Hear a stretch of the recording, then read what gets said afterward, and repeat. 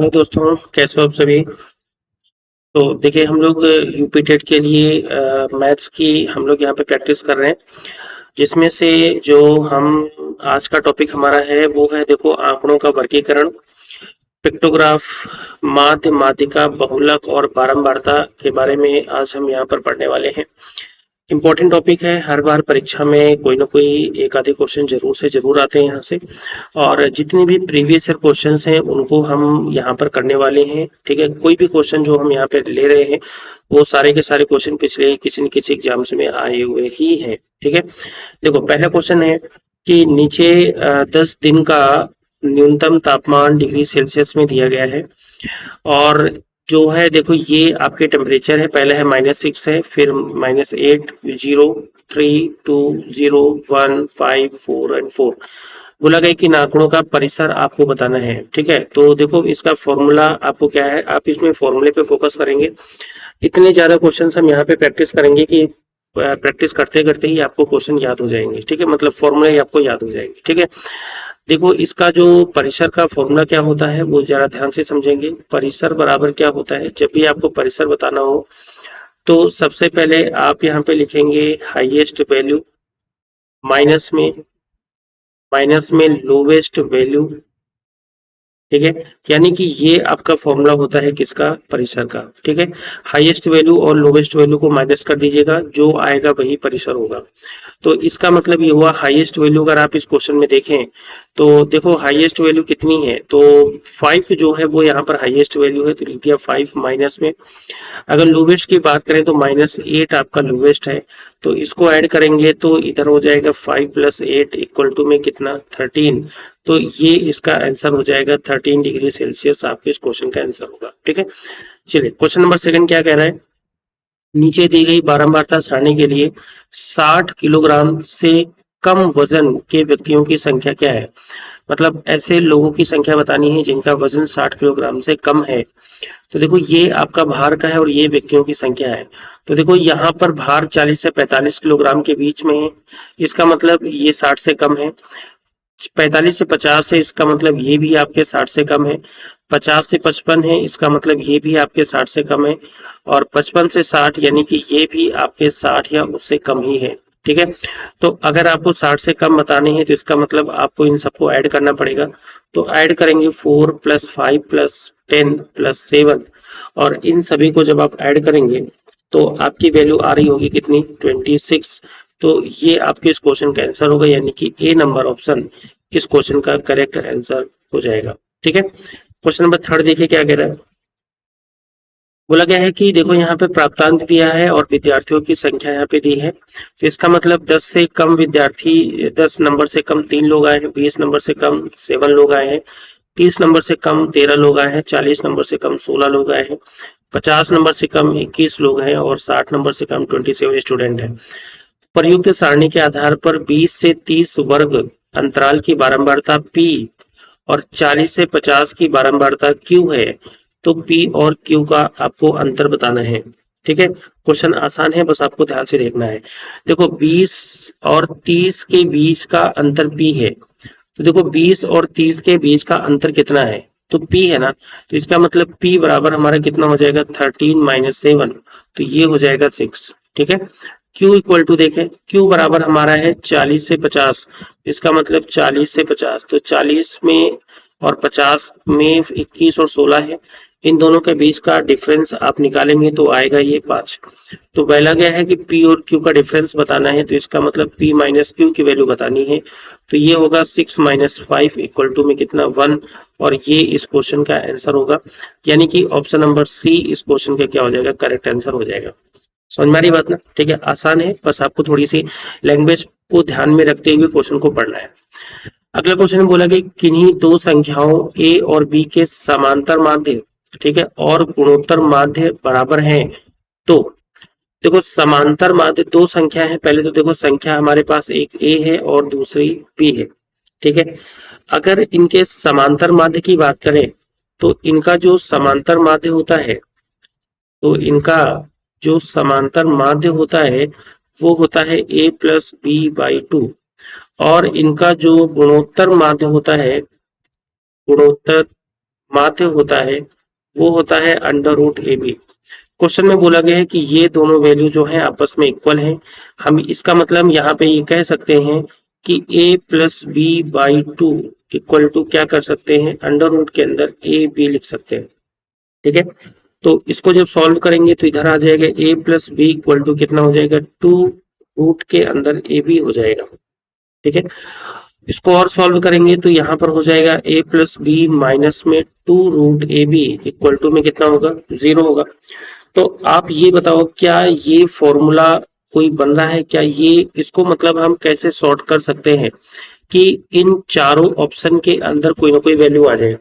ठीक है, तो फिलहाल तो आप अगर ध्यान से देखेंगे तो अगर आप ध्यान से देखेंगे तो देखो ये फॉर्मूला लिखा हुआ है root A minus root B के होल स्क्वायर का फॉर्मूला लिखा हुआ है बेटा, लिखा हुआ है ना। देखो रूट ए का स्क्वायर का मतलब, इसको देखो जस्टिफाई करते हैं। रूट ए का स्क्वायर का मतलब ये हो जाएगा ए रूट ए का स्क्वायर प्लस रूट बी का स्क्वायर माइनस में टू रूट ए बी। ठीक है, तो इसका मतलब हो जाएगा ए स्क्वायर, ठीक है सॉरी ए हो जाएगा, और बी रूट बी स्क्वायर का मतलब बी हो जाएगा minus two root A B. और देखो वही यहाँ पर ये लिखा हुआ है, लिखा हुआ है ना। तो इसका मतलब ये हुआ कि इस पूरे टर्म को हम लिख सकते हैं, क्या लिख सकते हैं, इसको देखो यहाँ पे रफ कर रहे हैं, इस पूरे के पूरे टर्म को लिख सकते हैं under root A minus root B whole square equal to 0। इसका मतलब यहाँ पे ये हो सकता है कि रूट ए माइनस का रूट बी मतलब इक्वल टू में क्या होगा, 0।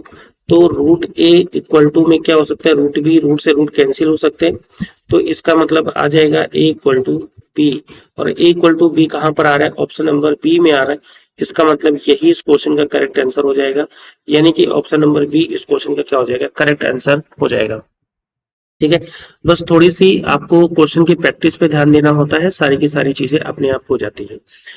देखो अगला क्वेश्चन हमारा क्या कह रहा है, आसान है क्वेश्चन, ध्यान से समझिएगा। क्वेश्चन नंबर 5 हमारा कह रहा है कि निम्नलिखित आंकड़ों के लिए परिसर, बहुलक, माध्यक का माध्य बताना है। मतलब परिसर, बहुलक और माध्यक निकालिए और फिर उनका माध्य आपको बताना है। ठीक है, तो जब भी आपको ऐसे क्वेश्चंस देखने को मिले तो सबसे पहले आप एक काम करिएगा, जो भी नंबर यहाँ पे लिखे हैं उन सभी को आप आरोही क्रम में लिख दो।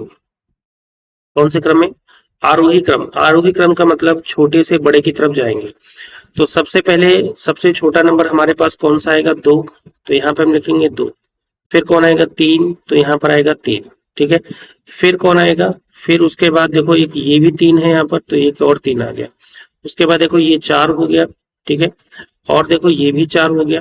ठीक है, और कहीं पर 4 है, 300 हो चुका है, यहाँ पे 3 हो चुका है, ये भी देखो 4 हो गया। ठीक है, 3 बार 4 हो गया, और कहीं कुछ बचा, ये 2 तो लिख ही चुके हैं हम यहाँ पर। और उसके बाद हमारा आएगा 5, तो हमने लिख दिया यहाँ पर 5। ठीक है, ये एकदम ये हो गया हमारा 5 कॉमा 5 भी हो गया। 5 के बाद हमारा आ गया 6, तो हमने लिख दिया 6। और 6 के बाद हमारा कौन आ गया, फिर आ गया हमारा 8, तो 6 के बाद हमने लिख दिया 8 कॉमा, उसके बाद हमने लिख दिया ये 9, तो ये हमारा हो गया 9। ठीक है, फिर देखो एक ये भी 9 है, तो कॉमा ये भी 9 हो गया। और उसके बाद 2 बार 9 हो गया, उसके बाद फिर क्या हो गया 10, तो ये देखो हमारा 10 लिख दिया। फिर देखो ये हमारा 11, तो हमारा 11 लिख दिया। और फिर 11 के बाद हमारा आता है 15, तो यहाँ पर हमने लिख दिया 15। और 15 के बाद लास्ट में आता है 19, तो ये आ गया हमारा 19। ठीक है, अगर हम आप काउंटिंग करें यहाँ पर तो देखो कितने नंबर्स हैं यहाँ पर, तो नंबर हमारे कितने हैं, 1 2 3 4 5 6 7 8 9 10 11 12 13 14 15, यानी कि टोटल नंबर 15 है, यानी कि जो संख्या है वो ऑड नंबर में है। ठीक है, 15 है यहाँ पर। ठीक है, तो इसका मतलब ऐसी कंडीशन पर जब हमें माध्यिका बतानी होती है, अगर ऑड नंबर होता है तो माध्यिका का मतलब होता है n प्लस 1/2। n का मतलब हमारे पास कितने नंबर हैं, हमारे पास यहाँ पे 15 नंबर थे प्लस 1/2, इसका मतलब 8वां जो नंबर होगा वो हमारी माध्यिका होगी। और 8वां नंबर हमारे क्या है, 1 2 3 4 5 6, इसका मतलब 7 और 8, 8वां नंबर हमारे पास कौन है, 6। और हमारे इस क्वेश्चन में माध्यिका जो आ गई वो 6 आ गई। पहली बात हमने माध्यिका निकाली। ठीक है, अब माध्यिका के बाद हमारा क्या निकालना होता है, बहुलक दिखना है। तो देखो यहाँ पर बहुलक क्या होगा, बहुलक का मतलब ये होता है जो अंक बार बार रिपीट हो रहा है उसे हम बोलते हैं बहुलक। तो कौन सा अंक सबसे ज्यादा बार रिपीट हो रहा है, तो देखो यहाँ पर देख पा रहे हैं 4 सबसे ज्यादा रिपीट हो रहा है, तो बहुलक हमारा हो जाएगा 4। ठीक है। और अगर हम देखो बहुलक माध्यिका भी हो गई, बहुलक भी हो गया, अब हम बात करते हैं परिसर की। देखो अगर हमें परिसर बताना है तो परिसर में हमने क्या बताया था, सबसे हाईएस्ट वैल्यू हमारे पास आती है 19 माइनस सबसे छोटी वैल्यू हमारे पास आती है 2। तो इसको सॉल्व करेंगे तो हमारे पास परिसर आएगा कितना, 17। तो अब हमें क्या बताना है, अब हमें इन सभी का माध्य बताना है। ठीक है, इन सभी का क्या बताना है, माध्य बताना है। तो फॉर्मूला हमारा माध्य बराबर क्या होता है, माध्य बराबर, ठीक है, इसको बोलेंगे हमारा माध्यिका। जो हमने निकाला था माध्यिका, ये माध्यिका निकाला था, फिर हमने क्या निकाला था, बहुलक, फिर हमने निकाला है बहुलक प्लस में, फिर हमने क्या निकाला है, परिसर, फिर हमने निकाला है यहाँ पर परिसर डिवाइड बाई 3। 3 नंबर है तो 3 से डिवाइड करेंगे। तो माध्यिका हमारी आई थी 6, और हमारा बहुलक आया था हमारा 4, और परिसर हमारा आया था 17 डिवाइड बाई 3। तो इसको सॉल्व करेंगे, सॉल्व इधर करेंगे तो 17 4 6, तो ये आ जाएगा 27 डिवाइड बाई 3 इक्वल टू 9। तो इसका मतलब इसका जो आंसर होगा 9 होगा, मतलब ऑप्शन नंबर डी आपके इस क्वेश्चन का करेक्ट आंसर हो जाएगा। तो इस क्वेश्चन का आंसर होगा करेक्ट, डी हो जाएगा। समझ आ रही बेटा? ठीक है, तो क्वेश्चन आसान था, बस थोड़ा सा आपको प्रैक्टिस की जरूरत है। क्वेश्चन देखो अगला बोला गया है, क्वेश्चन अगला बोला गया है कि दो धनात्मक संख्या है, ठीक है, अच्छी बात है, इनका समांतर माध्य, समांतर माध्य का मतलब होता है x प्लस वाई बटे 2। ठीक है, और गुणोत्तर माध्य, गुणोत्तर माध्य क्या होता है, अंडर रूट एक्स वाई, ये हम अभी थोड़ी देर पहले देख चुके हैं। ठीक है, x प्लस वाई समांतर माध्य हमारा है 5, तो x प्लस वाई बाई 2 हमारा 5 होता है। गुणोत्तर माध्य हमारा 3 है, तो X Y equal to under root X Y equal to 3 हो गया। तो क्या यहाँ से हम इस इक्वेशन से x प्लस वाई की वैल्यू निकाल पाएंगे, तो यहाँ से x plus Y equal to आ जाएगा 10 आ जाएगा। तो ये आपका पहला इक्वेशन यहाँ से निकल के आ गया, और ये हमारी दूसरी इक्वेशन निकल के यहाँ से आ गई, आ गई यहाँ पर। ठीक है, अच्छा अगर इसको चाहें तो इसको और सिंपल कर सकते हैं, तो यहाँ पर एक्स वाई इक्वल टू 9 हो सकता है, इसको इक्वेशन नंबर 2 हमने मान लिया। ठीक है, तो क्योंकि इस बार स्क्वायर रूट हटाएंगे तो इधर आपको स्क्वायर करना पड़ेगा, तो ये आपका हो जाएगा एक्स वाई इक्वल टू 9। तो अब आपको क्या बताना है, तो संख्याएं बतानी है, यानी कि x और y की वैल्यू, x क्या है, y की वैल्यू आपको यहाँ पर बतानी है क्या होंगे। ठीक है, x और y की वैल्यू, तो आप एक फॉर्मूला ऐसा लगाओ जहां पर x और y, x plus Y involve हो जाए, x y भी इन्वॉल्व हो जाए, और वहां से x और y की वैल्यू डिफरेंट डिफरेंट निकल आए। तो एक फॉर्मूला बहुत इंपॉर्टेंट सा बनता है, आपको याद भी होगा, आपने पढ़ा भी होगा, x माइनस वाई का whole square equal to X plus Y का होल स्क्वायर माइनस में 4xy, ये फॉर्मूला आपने पढ़ा है। ठीक है, ये फॉर्मूला आपने जब भी कभी मतलब ये अलजेब्रा वगैरह पढ़ी है तो वहां पर ये फॉर्मूला आपको बताया जाता है। ठीक है, तो x प्लस वाई की वैल्यू आपने कितनी निकाली थी, 10, तो 10 का स्क्वायर होगा -4 इंटू एक्स वाई की वैल्यू 9 हमने निकाली है। देखो एक्स वाई की वैल्यू कितनी 9 है, तो ये हो जाएगा 100 माइनस 36, मतलब ये हो जाएगा आपका 64। तो यानी कि x माइनस वाई का होल स्क्वायर इक्वल टू 64, तो x minus Y equal to हो जाएगा 8 हो जाएगा। और इसके पहले x plus Y equal to निकाला था आपने 10। तो अब यहाँ से अगर x की वैल्यू बतानी है, x बड़ा नंबर है, तो बड़े नंबर में दोनों को जोड़ के 10 और 8 18 को 2 से भाग कर दो, तो x की वैल्यू आ जाएगी 9। y की वैल्यू बतानी है तो दोनों को डिवाइड माइनस करो, तो 10 में 8 माइनस करेंगे तो 2, बाई 2 का मतलब हो जाएगा 1। तो x की वैल्यू 9 होगी, y की वैल्यू 1 हो जाएगी। नहीं, आंसर नहीं आ रहा है क्या? नहीं आ तो रहा है ना, ऑप्शन नंबर सी, सी इसका करेक्ट आंसर हो जाएगा, और इसका आंसर हो जाएगा ऑप्शन नंबर सी। ठीक है, आपको बस प्रैक्टिस करनी है, और क्वेश्चन बहुत आसान सा है। अगला क्वेश्चन देखो क्या कह रहा है। क्वेश्चन हमारा ये कह रहा है कि पैटर्न देखो सेम टू सेम है जैसा हम पहले भी कर चुके हैं। आंकड़ों के लिए माध्यक, बहुलक और परिसर का माध्य क्या है, ऐसे क्वेश्चन सभी हम अभी देखो, एक क्वेश्चन ये वाला क्वेश्चन किया था, सेम टू सेम क्वेश्चन है आपका। ठीक है, ये क्वेश्चन सेम टू सेम है अगला वाला, तो ये क्वेश्चन आपके लिए आपका होमवर्क है, प्रैक्टिस करिएगा। ठीक है, प्रैक्टिस करिएगा, आसान है, आंसर आपको बता देते हैं, इसका 33 आंसर आ जाएगा, तो आप इसकी प्रैक्टिस कर लीजिएगा। ठीक है, आसान क्वेश्चन है। बोला गया है कि क्वेश्चन नंबर 8 में देखो बोला गया है कि माना कि आंकड़े, कुछ आंकड़े यहाँ पे दिए हैं, 13, 8, 15, 4 वगैरह वगैरह जो भी आंकड़े दिए हैं का माध्यक x है, मतलब इन सभी का मध्य का अंक x है। तो बोला गया है कि यदि 8 के स्थान पर 18 कर दिया जाता है तो मध्य का अंक y हो जाता है। ठीक है, और फिर बोला गया है कि x प्लस वाई की वैल्यू बतानी है, x प्लस वाई का मान आपको बताना है। क्वेश्चन आसान है, बस थोड़ी सी आपको कैलकुलेशन पे ध्यान देना पड़ेगा। ठीक है, देखो क्या बोला गया है। मध्य का अंक x है, तो पहले सबसे पहले ये देख लेते हैं कि नंबर्स कितने हैं। तो नंबर की काउंटिंग करो जरा यहाँ पर। देखो 1 2 3 4 5 6 7 8 9 10 11 12 13 14 15, मतलब टोटल अंक है हमारे पास 15।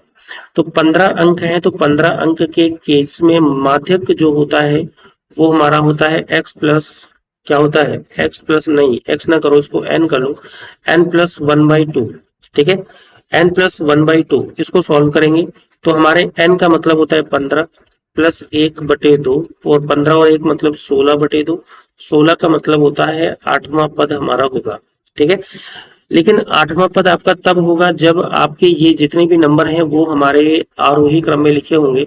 तो एक काम करते हैं, पहले सबसे पहले इन नंबर को आरोही क्रम में लिखते हैं। ठीक है, आरोही क्रम में लिखते हैं। तो सबसे छोटा नंबर क्या होता है, सबसे छोटा नंबर यहाँ पर आएगा, देखो जो लिखते चलेंगे काटते चलेंगे। सबसे छोटा आएगा 8, तो हमने लिख दिया 8 कॉमा। उसके बाद आएगा यहाँ पर 9, तो हमने यहाँ पे लिख दिया 9।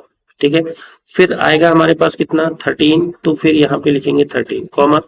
फिर दोबारा आएगा हमारे पास कौन सा, ये 13, ये भी है, तो ये भी हमारा हो जाएगा 13। फिर आएगा हमारा 14, तो यहाँ पर ये हो जाएगा 14, और एक देखो ये भी 14 है, तो यहाँ पर एक ये 14 है, और फिर देखो और एक देखो ये भी 14 है, तो एक ये भी 14 हो गया। फिर उसके बाद हमारे पास 14 तो है नहीं, फिर देखो 15 15 15 तीन बार है, नहीं अभी 14 देखो एक ये बचा है यहाँ पर, ये भी 14 है, तो यहाँ पर आपका 14 आपका हो गया 4 बार। ठीक है, और 15 हमारा हो गया 15 15 15, 3 बार हमने कैलकुलेट किया था। ठीक है, उसके बाद देखो एक 16 और दो 16, 2 बार हमारा हो गया 16,16। फिर हमारे पास एक बार हो गया हमारा 17, हो गया, और कुछ बचा यहाँ पर, एक देखो ये 17 बच गया, तो एक 17 हो गया। ठीक है, ये है यहाँ पर।